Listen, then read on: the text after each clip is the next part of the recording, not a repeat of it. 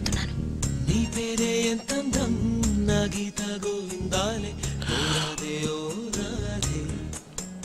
అంత విన్నాను. నువ్వేమన్నావు?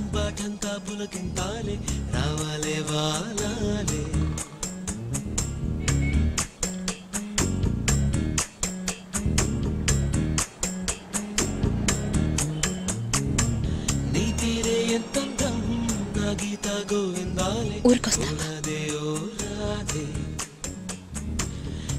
వస్తాను.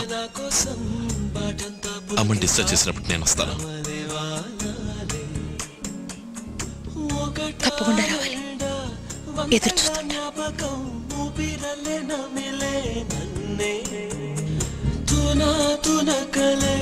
పడిపోయే వేళల్లో ఎదురే వస్తే చాలే.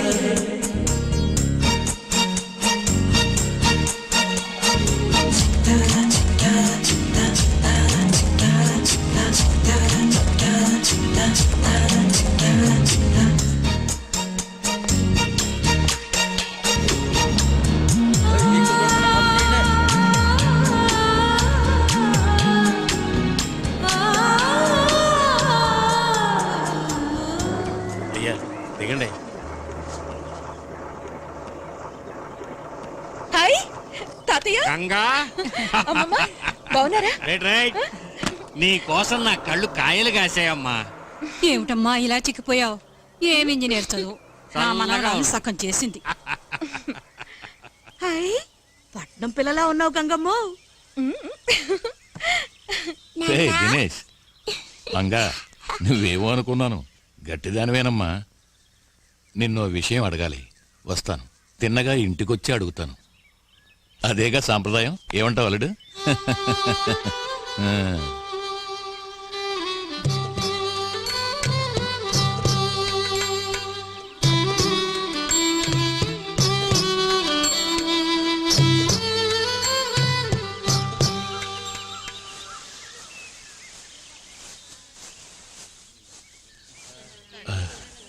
అంతా మన మంచికే అనుకునేవాణ్ణి, కానీ నా తలరాత ఎటు చూసినా చుక్కెదురవుతోంది.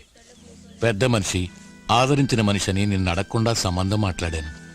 అది కత్తుల దాకా వెళ్ళి కోర్టుకెక్కింది. ఇప్పుడు ఎంతైనా అయిన సంబంధం కదా అని మీ బావని అడిగాను, నా కూతుర్ని పెళ్లి చేసుకుంటావా అని. అతను వేరే అమ్మాయిని చూసుకున్నాడట. నిన్ను అడగకుండా నేను ఈ సంబంధాలు చూశాను కదా, అందుకే ఈ శిక్షేమో. మొదటి సంబంధమే మంచి సంబంధం. గంగా, ఏమన్నావు? ఏమనలేదే. అన్నావు? లేదు. నీలో నువ్వే ఏదో అనుకున్నావు. మొదటి సంబంధమే మంచి సంబంధం అనేదో.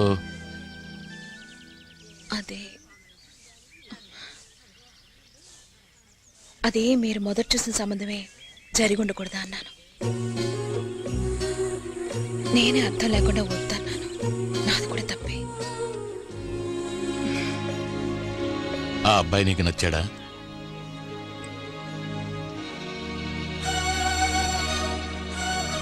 బలరామయ్య గారు అబ్బాయి ఆదిత్య.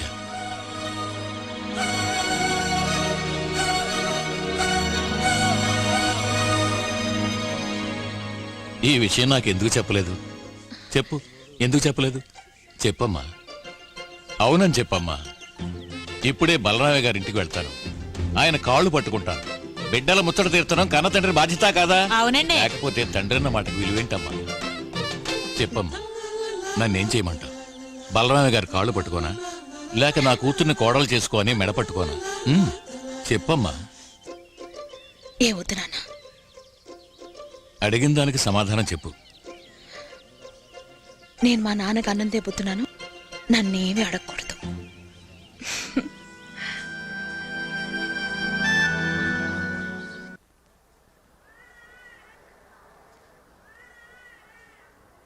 నాన్న,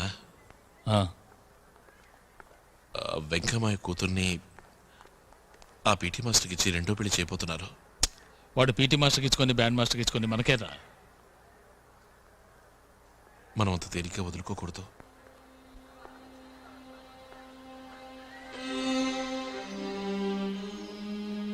నేను గంగని ప్రేమిస్తున్నాను.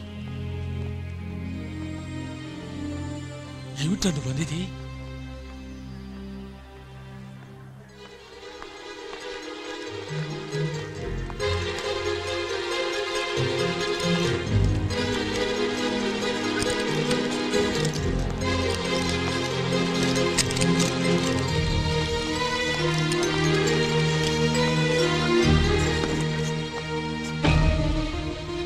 ఆ రోజు జరిగింది మర్చిపోయావురా నువ్వు? నన్ను కత్తితో పొడవటానికి వచ్చాడే సామి కనుక అడ్డు రాలేదంటే ఆ రోజు మీ అమ్మ తాళి దిగుండేది. నువ్వు అన్నత పక్షిలాగేవాడు. మర్చిపోయి మాట్లాడుతున్నావు. అసలు ఆ గొడవ మొదలు పెట్టింది మనమేగా. ఆ వెంకటపతి ఎవరు? నా చేతి ముచ్చి తిని బతికినవాడు. ఇవాళ వాడి కూతురు వస్తుందని వాడిని ముష్టి అడగబట్టావా? నాన్న, మీకు మీ గౌరవమే ముఖ్యమా లేక మీ అబ్బాయి జీవితం ముఖ్యమా? గౌరవం వేరా? మరే నాకు అక్కర్లేదు. చస్తాను కానీ గౌరవాన్ని మాత్రం వదులుకో. మాట్లాడొచ్చు. లోపలికి వెళ్ళి చూడొచ్చు. ఆవిడ మీరు ఎక్కువ స్ట్రెయిన్ చేయకండి. సర్జరీ నుంచి ఆవిడ ఇంకా పూర్తిగా రికవర్ అవ్వలేదు. అలాగేనండి.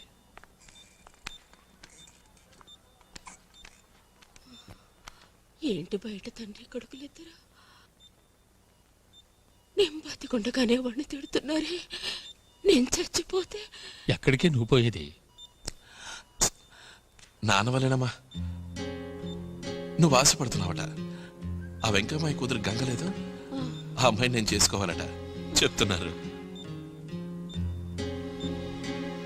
ప్రాణం పోయినా నేను పెళ్లి చేసుకున్నానుగా. అదేంట్రా? కత్తిలో నాన్నను పొడవడానికి వస్తే అవునా? మా కోసమైనా?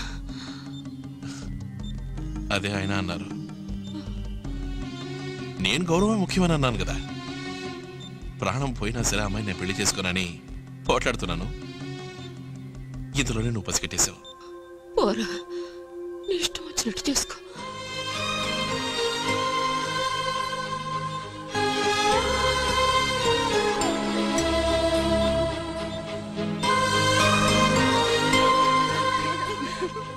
ముగ్గురు రాణమ్మలు కలిసి ఏ దేశానికి వెళ్తున్నారేంటి? విదేశాలకు వెళ్తున్నా వస్తావేటి? పిల్ల శిశింద్రే అడగతల్లా చెప్తే సిక్కిపోతారేటి? అక్క, నెల్లూరాడికి ఘాటుగా సమాధానం చెప్పు. ఇప్పుడు ముసలోడు ముసలిది పట్నం నుంచి వస్తున్నారు, చూసిపోదామని వచ్చాం.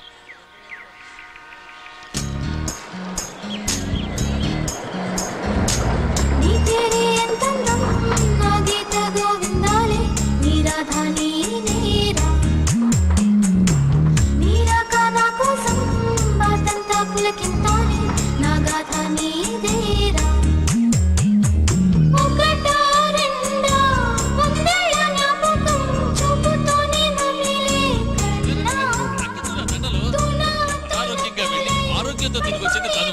తనకమయ్యండి పోతుంట నాకెందుకు? సరే నాకే, నేను వేసుకుంటాను. డాక్టర్ రేటు రాలేదా? ఆయన ఆసుపత్రిలో ఉన్నారు. డ్యూటీలో వెళ్ళి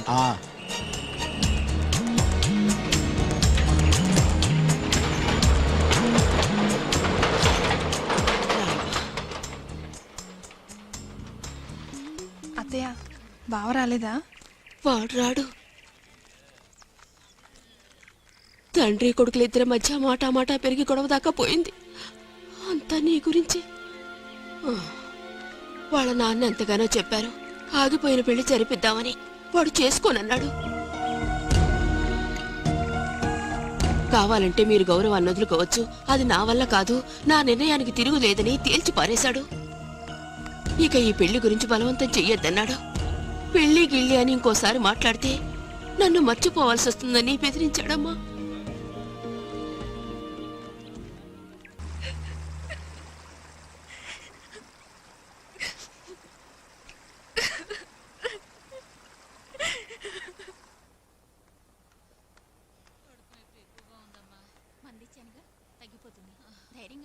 ఏమో డాక్టర్ రా బావా, మా అక్కకి సవ్యంగా ఆపరేషన్ జరిగిందా?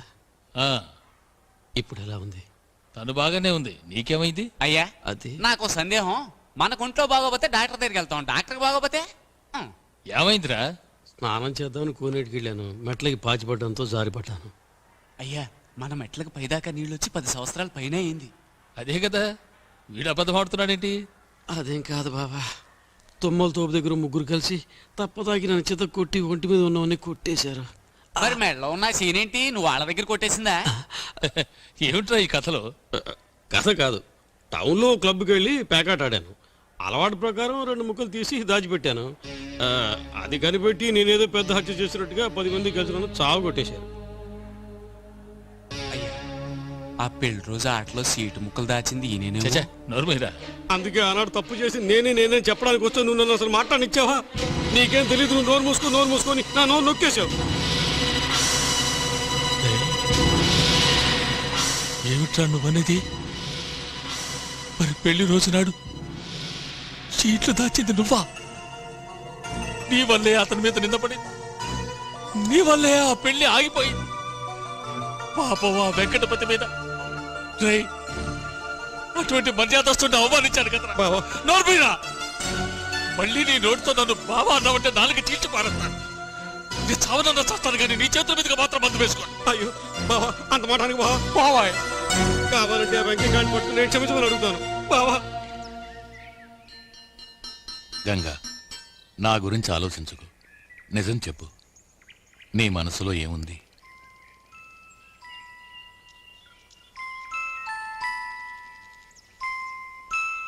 నేనెన్నో చెయ్యాలి. ఇంజనీరింగ్ పూర్తవ్వాలి, వీళ్ళని చదివించాలి, మంచి మొగుళ్ళని చూసి పెళ్లిళ్ళు చేయాలి, మన ఊళ్ళో వంతిని కట్టించాలి, కాలేజ్ హాస్పిటల్ అన్ని కట్టాలి. తలకు మించిన పనులున్నాయి నాకు. ఇన్నుంటే ఇక నేను పెళ్లి గురించి ఎక్కడ ఆలోచించని చెప్పను.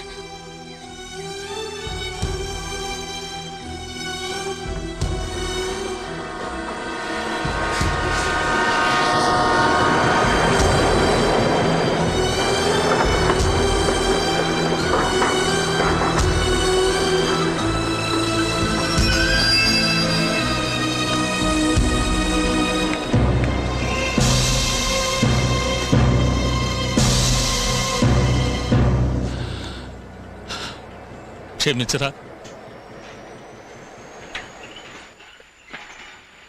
అంతా నా మూర్ఖత్వమే.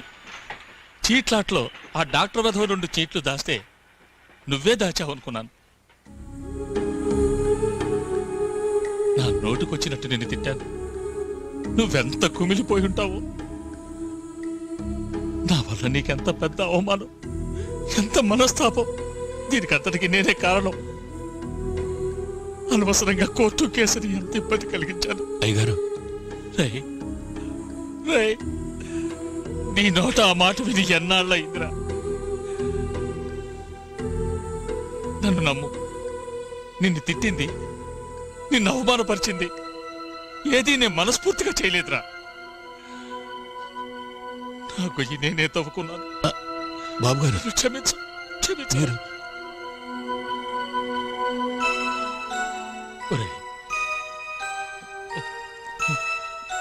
నీ కూతుర్ని నా కోడల్ని చేస్తావు కదూ? చేస్తావు కదూ? చెప్పరా, చేస్తావు కదూ?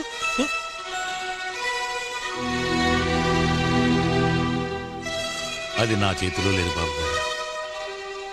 ఈసారి మాత్రం నేను నా బిడ్డని అడిగిన తర్వాతే మాట ఇవ్వగలను. గంగా,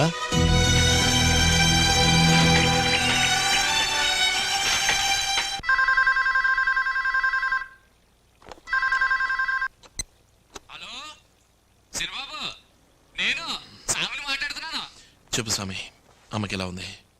అమ్మ ఆరోగ్యం బాగానే ఉందయ్యా, కానీ ఊళ్ళోనే మనం ఊహించినవి ఎన్నో జరిగాయి.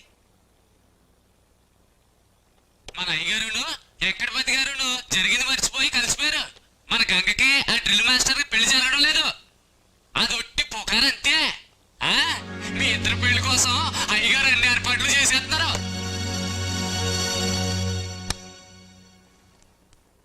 గంగా, గంగా, మీ నాన్న ఫోన్ చేశాడమ్మా. కుర్రాడు ఆనందపడుతున్నాడు. బలరామ ఏం చేశాడు తెలుసా? అందరి ముందు మీ నాన్న కాలు పట్టుకున్నట్ట 2 మొండి గట్టాలు రాజీకి వచ్చాయి. ఇంకేముంది, నువ్వు అని ఒక మాట అన్నావనుకో ఆగిపోయిన పెళ్లి ధూమ్ధామ్గా జరుగుతుంది.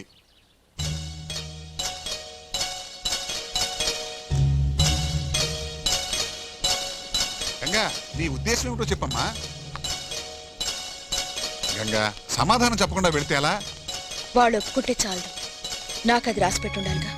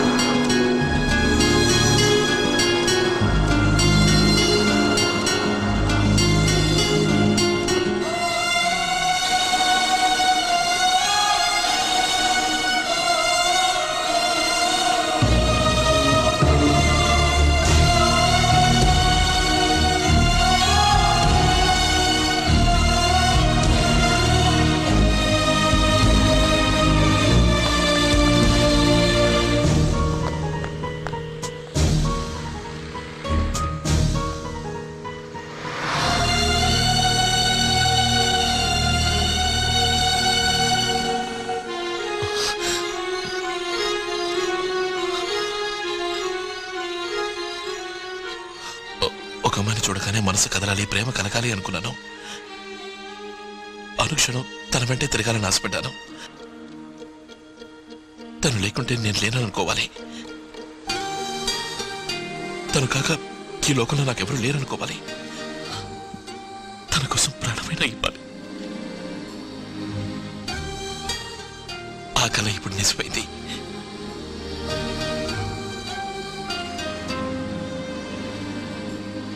I love you. I love you. I love you. I love you. I love you.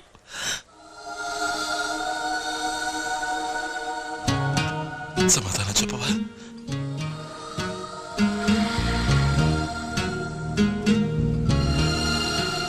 నేనంటే నీకు ఇష్టమేనా?